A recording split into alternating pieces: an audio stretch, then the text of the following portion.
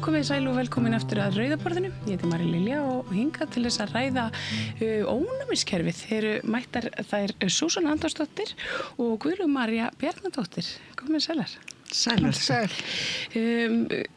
Er hægt að kaupa sér nýtt ónæmiskerfi? Þetta svona spurning sem að þið hafið velt upp í tengslu við ráðstefnu sem haldin núna í gær fyrir heilbrigðisstarfsfólk og svo fyrir almenning og allavega huga sama á morgun. Kannski bara byrja svo svona á þér og kannski segir okkur aðeins frá hvað er þetta eiginlega alveg í ósköpunum sem að þið eruð að ræða á þessari ráðstefnu? Sko, við stofnaðum félag í Lind sem er félag fólks með ónæmisgalla 11. maí 2002 og okkar helsta markmið er að fræða starfsfólk, heilbrigðisstarfsfólk og sjúklinga, aðstandendur og styðja við foreldra sem við höfum gert. Við erum í símatími hverju viku og tökum á móti öllum bara. Þessar ráðstefnur eru náttúrulega fræðslu í tilgangi til að fræða fólk og í gær vorum við með heilbrigðisstarfsfólk, hjúkrunarfræðinga. Nú erum við að reyna að auka heimameðferð og það eru margir sem þurfa á hjúkrunar aðstoð við meðferðina heima. Þannig að við vorum fyrst og fremst að stíla inn á starfsfólk í heimahjúkrun í gær. Á morgun tökum við á móti foreldrum barna, nýgrindum og bara öllum sem áhuga hafa. Og við erum með okkar helstu sérfræðinga og bestu hjúkrunarfræðinga frá ónæmisfræðideild með okkur í þessu teymi og erum með fyrirlestra. Og þetta er svona, svona einn af þessum leyndu sjúkdómum sem að kannski skerði lífsgæði fólks töluvert en sést ekki beint utan að þeim. Sem er Guðlaug, þú hefur verið að kljást við þetta. Hvað kallið þetta?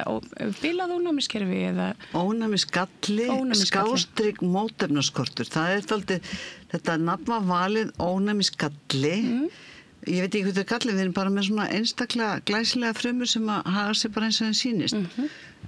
Og ekki kannski alveg í samræmi við bestu heilsu. En sem sagt, ónæmisgalli er þetta kallað hér og lækningaaðferðir eru fjölmargar. Uppgötvanir í vísindaheiminum eru bara eiginlega mestar á þessu sviði núna. Það eru, þegar við byrjuðum þá voru, 5 tegundir af þessum sjúkdómi eitthvað. Já. Það er svo langt síðan. En nú, svo sagði ég einhvers staðar í einhverju fyrirspurn í gær að það væri 450, en svo sagði læknirinn í dag að það væru 552 held ég, sem væri búið að greina sem svona afmarkandi sérstaka sjúkdóma innan kerfisins. Þó margir séu líkir. Þá er þetta svolítið eins og sebrahestarnir. Þú veist, það er engin sebrahestur eins og engin með ónæmisgalla er með alveg eins ónæmisgalla. Þannig að öll læknismeðferð þarf að vera mjög sérsniðin og verður, það sem kemur til með að gerast, þetta verður sniðið betur og betur eftir hverjum og einum og svo koma bráðum genarlækningar sem bara lækna þetta svo þú fólk þurfi ekki að kljást við það. En ennþá eru í verstu tilfellum þá er það aðalega mergskipti og svo bara langtíma meðferð eins og flestir eru í með sjúkdóminn. Hver eru hættumerkin? Hverju á fólk að leita eftir? Þetta er mjög vangreindur sjúkdómur. Þetta er mjög vangreindur sjúkdómur og allt og margir sem eru alltaf lastnir, annars lagið og eitthvað svona. En það eru til viðmiðunarreglur og það er til dæmis hægt að finna þær inn á bara Landspítalavefnum ef maður fyrir á ónæmisgalla ónæmisfræðideild. Þar er mjög góð upplýsinga bæði fyrir almenning og líka fyrir hjúkrunarfræðinga. Það eru myndbönd af því hvernig er best að koma sprautunum fyrir ákveðnum eða handleggnum eða hvar sem fólk velur að hafa þær.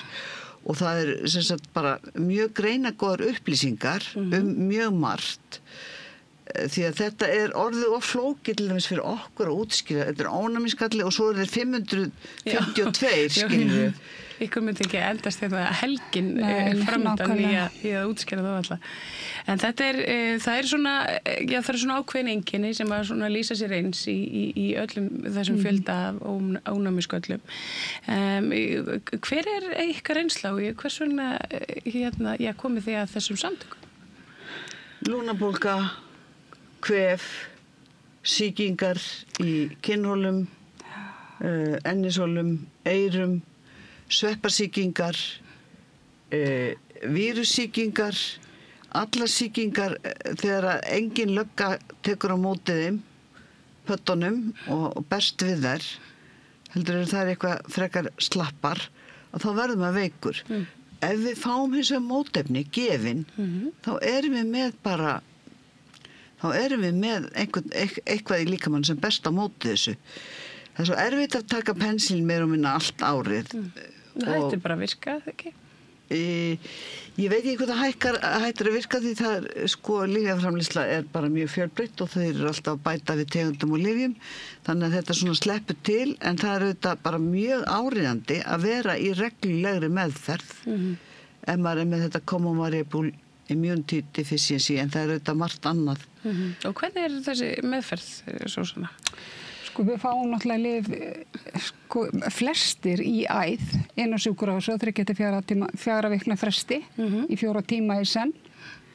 En í dag er hægt að vera með dælu heima eins og við Gulla erum að pröfa báðar hérna og þá setjum við bara 4 nálar í kviðina á okkur einu sinni í viku og horfum á góða bíómynd í 1,5 tíma og mál er afgreitt. Og fyrir vikið að vera að fá þetta einu sinni í viku erum við mun jafnari í mótefnum. Áður fyrir vorum við að fá þetta 3 vikna fresti og þá var maður stútfullur af mótefnum og til í allt bara og svo fyrir maður að dala og 3. vikan er orðin svona ansi tæp á maður ekki alveg kannski þóra í mikið markmanni eða bónus eða til að ná sér ekki í lúnabólgu. Þannig að þetta það eru svona kvíði sem fylgir þessu svona heilsukvíði líka. Maður er náttúrulega var sig. Já. Unga fólki segir það er alltaf mánudagur, ég þarf að gefa mér í kvöld, alltaf en það er náttúrulega, vikan er 7 dagar og þetta er 2 tíma kannski á mánudagskvöldi eða hvaða kvöldi sem maður velur og þá er maður bara nokkuð góður hina dagana, ef maður bara passar, við þurfum auðvitað að passa vel upp á allt, fæði og alla hluti, bara það sem maður segir, lifa heilbrigðu lífi, það er ekkert öðruvísi en það. Nei. En hvernig er eins og fyrir börn sem er í skóla og annað sem eru kannski, hafa ekki fengið greiningu og annað, þetta hljóta að vera þessi börn sem eru undantekningarlaust með hórinus og jafnvel eyrnabólgu. Nákvæmlega og fá jafnvel sýkingar sem þau bara geta ekki ráðið við sjálf, Það er nú helst vandamálið, Já, eins og hvað það? Bara fá lúnabólgur og sýklalyfin er ekkert að vinna á því. Þú þarft að fara með sjúkra og svo fá sýklalyf í æð og leið og það er nefnilega svona merkimiði ef barn eða fullorðnir þurfa að fara einu sinni að ég vil ofta nú sjúkra að fá í æð pensilín, þá eru mjög mikla líkur á að sé kannski einhver mistöki eða einhver misframleiðsla í ónæmiskerfinu og þá þarf auðvitað að láta bara aðtóða það miklu betur. Og þessi ráðstefnu, þetta er ekki fyrsta sinn sem að þið haldið ráðstefnu? Nei, langt frá því. Við höfum ekki töl á þeim ráðstefnu sem við höfum haldið. Bæði hérna fyrir Íslendinga og alþjóða. Við höfum verið með Norðurlandaráðstefnu sem mætti á 80 manns frá öllum Norðurlöndum og 6 fyrirlesara frá 6 löndum. Við höfum haldið ungmennamót fyrir krakka 18-25 ára, 26 ára frá öllum Norðurlöndum. Svona tókum 3 daga helgi í það, mjög skemmtilegt. Þannig að við erum svona líka að reyna að ná fólkinu saman. Já. Og þarna kynntust krakkarnir okkar, krakkum ellendis frá á sama reki sem er að díla við sömu hluti og þessi krakkar eru að halda sambandi og og munu vantilega bara og vonandi taka við af okkur og halda þessu starfi áfram. Já, og þetta starf hefur breytt miklu fyrir marga. Einhverjir hafa hreinlega bara lært að þekka einkennin og fengið greiningu út á ykkar starf, mætti segja. Já, og við náttúrulega förum erlendis á ráðstefnur einu svona ári og við erum að eltast við að ná nýjungum. Við höfum fengið nýja nálar og svona ýmislegt sem hefur auðveldað okkur lífið sem við höfum séð bara á þessum ráðstefnum og grenjað svo út hér. Já. Og sem betur fyrir höfum við verið í afskaplega góðu samstarfi, bæði við Landspítalann, hjúkrunarfræðingarna þar, við alla læknarna okkar, þau koma að halda fyrir okkur fyrirlestra og við höfum líka verið í góðu sambandi og fengið svona stuðning frá til dæmis fastus og svona fyrirtæki sem að, þú veist, flytja inn allt þetta dót sem við þurfum að nota. Og En þetta ekki dýrt að vera með svona sjúkdóm? Ekki fyrir okkur. Ekki fyrir ykkur? Nei, sem það er ábyggilega dýrt fyrir Tryggingastofnun. Já, þetta er greitt, lyfið er greitt og hjálpartækin. Við höfum reynda þurft að greiða alltaf 15% af sprautum og nálum og hjálpartækjum. Þangað til fastus tók við þessu fyrir 3 árum eða svo. Og þá ákveðu þeir að gefa okkur þann hluta. Þannig að það er bara algjörlega frábært, sko. Það er bara viðmóti til dæmis inn upp á ónæmisfræði, þessi hjúkrunarfræðingar, það er bara eins og það vinni á umferðarmiðstöð. Það segir manni allt hvað er hægt að gera og hvert er hægt að leita og hvenær og hjálpa okkur jafnvel við að útvega okkur tíma í svona bráðatilfellum. Við viljum ekkert fara á slysarstofuna eða læknavaktina. Komum með 17 sjúkdóma tilbaka. Já, og þið hljótið að þekki það úr ykkar eigin lífi, þetta hefur nú kannski ekki alltaf verið svona þægilegt. Nei, það er langt frá því. Við erum náttúrulega alveg hrikalega gamlar í hendunni í þessu. Það er svolítið breyting á því, sem sagt, fræðslan var meira þannig persónleg, fólk kom bara til okkar. Við fórum oft upp á barnadeild þegar fólk held að börnin þeirra væri bara mjög mikið veik. Þá komum við á íþróttagöllunum og vorum 60 eða 50 eða eitthvað og bara fólk sá að við gátum sagt að við værum í fullri vinnu og værum með fjölskyldu og jú, stundum þurftum við að snýta okkur dálítið og svona en þetta gengi bara nokkuð vel. Þetta er auka álag að þurfa alltaf að passa svona vel upp á sig. Auðvitað hættu allir að gera það, ekki bara við en sko, já, maður fær samviskupið ef maður til dæmis gleymir að fá sér húfu og eitthvað þegar það er kalt og er svo veikur og á mæti vinnuna en við bara mætum alltaf eiginlega í vinnuna, ég er ekki að segja sér gott en við höfum bara maður einhvern veginn venst í, maður veit ekki hvernig það er að vera öðruvísi maður alltaf verið svona. Hvernig voru þið greindar snemma eða uppgötast þetta snemma í ykkar lífum eða var þetta mörg ár af óvissu? Sko ég er 25 ára þegar ég greinist og þá er ég búin að vera meira minna inn á Vífilsstöðum í 3 ár. Já. Þannig þú veist þetta er alls konar sko. En í dag er skimað, tekið blóður hæl á nýburum. Já, einmitt. Og þar er verið að skima fyrir svona þessum alvarlegustu tilfellum af ónæmiskalla sem betur fer. Þannig að þetta er allt í framför, sko. Þegar Sigurðardóttir, doktor, kom hérna fyrsta barnadeildina að þá greindi hún dóttur mína og þegar búið að vera að greina hana þá var nú svona aðeins fara að pæla því að ég væri nú ansi lasin og ansi hórið og eitthvað og þar með fekk ég mína greiningu 2 árum á eftir henni. Já, og er þetta svona genatist? Jú, þetta er að einhverju leyti. Þú getur fengið ónæmiskalla, gæti náttúrulega verið rángfæðrar, við veitum ekkert um það, en sko það er ekki, þetta er ekki algjörlega gena niðurnelt alla tegundirnar. Sumar eru það alveg mjög greinilega og aðrar ekki. En ég náttúrulega er ekki genafræðingur. Þetta er mjög flókið hvernig þetta erfist líka. það er til fólk sem að, þú veist, eina fólkið, ein kona frá Þórshöfn og maður frá Vestmannaeyjum, eina fólkið í Íslandi sem ætti ekki eignast barn saman og það er að því að þau eru bæði einhvers konar berar og þá náttúrulega lendur þetta svona. En ég held í fram að með þessum stóru lækningum eins og merg skiptum, það bara fólk öðlast nýtt líf og sumt unga fólki okkar er læknast. Það þarf ekki að berjast við þetta alla ævi. Þetta bara gengur tilbaka? Já. Það fær bara nýtt en líf. Þið, félagið Lind, þið ætluð að vera með þessa ráðstefnu eins og við byrjuðum hér þáttina og fyrir áhugasam. Hvert á það að leita? Það er ráðstefna upp í Fastus upp á Höfða, er ekki Stórhöfði 7? Höfðabakki 7. Höfðabakki 7, já. Og það er velmerkt skilti á hægri höndum er ekkur niður hérna. Þetta er morgun og hefst klukkan 5. Klukkan 5 á morgun. Já. Og allir velkomnir sem við okkur vilja tala og það við bjóðum upp á veitingar og flotta fyrirlestra og bara... En þau sem þú ekki, þau eru kannski að því að þau með slæmt ofnæmiskerfi. Já, þeir bara komið með grímu og spritt og hanska og eitthvað ef þeir vilja það. Þú eru þið með vefsíðu? Já. Við erum með vefsíðu sem er lindisland.net og þar eru ýmsar upplýsingar. Og þetta kannski, svona senda einhver fyrirspurnir. Og þar er þetta skrá sig á ráðstefnuna. Já. Og náttúrulega mjög gott ef fólk skráir sig inn. Ef það hefur ekki tök á því þá er það samt velkomið. Og þarna verður, fyrir utan lækna og heilbrigðis starfsfólk að þá verður þarna móðir sem á 2 drengi með ónæmisgalla og er sjálf með ónæmisgalla. Hún ætlar að segja sína sögu.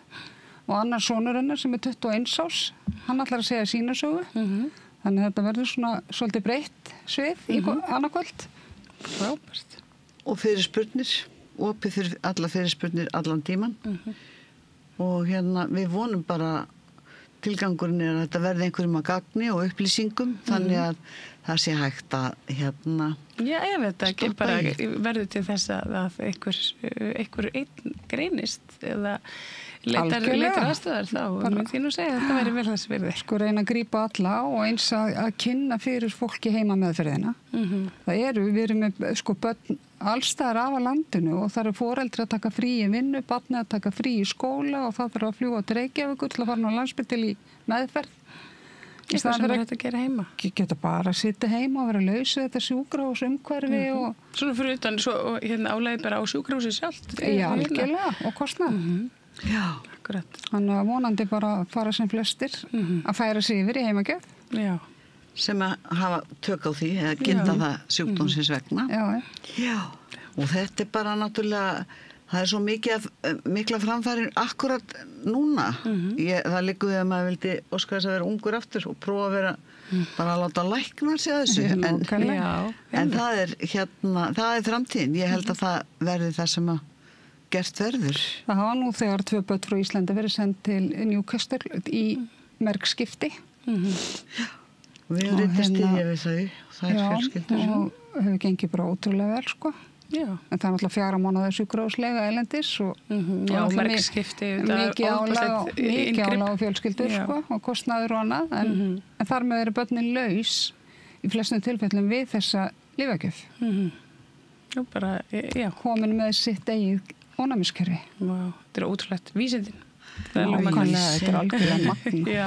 Og viðhorfið, það er eiginlega það sem við viljum núna vinna í. Það er að sem flestir viti hvað er ónæmiskalli. Skólagerði geti brugðist við því að reka fólk fyrir að mæta ekki daginn eftir gjöf og hvað það er sem hefur komið fyrir, En bara að viðhorfa þetta er sjúkdómur sem hægt er að lifa með góðu lífi í flestum tilfellum. Það eru alvarleg tilfelli sem erfitt er að eiga við. En ég meina, ég veit ekki betur en allan að við höfum bara átt ágætt líf og verið í 1 og 2 vinnum og eigum börn og fjölskyldur og bara höfum geta gert mjög margt. Ég náttúrulega til dæmis valdi mér ekki kannski alveg rétt starf. Ég var að leika í Þjóðleikhúsinu fyrir 550 manns og sem hóstuðu og og svo fór ég að kenna og þar voru líka mörgöðrum en Mér leiddist ekki, mér þótti alltaf gaman í vinnunni og ég hef bara geta gert þetta og ég held að flestir geti það. Með góðum vilja og góðum stuðningi frá heilbrigðiskerfi. Og fræðslu. Og fræðslu. Algjörlega. Þá þetta bara á þetta geta gengið vel. Það er frábært og við hvetjum bara alla til þess að kynna sér samtökin ykkar og ráðstefnuna á morgun og kíkja upp á Höfðabakka klukkan 5 og hlýða þar og fallega og áhugaverða fyrirlestra. Guðlaug Bjarnadóttir og Súsanna Antonsdóttir, þakka ykkur kærlega fyrir að koma hingað til mín og gangi ykkur vel. Takk fyrir. Takk fyrir. Og þá gefið við það meira hér handa við auglýsingar. Hvar skrái ég mig í áskrift? Samstöðin.is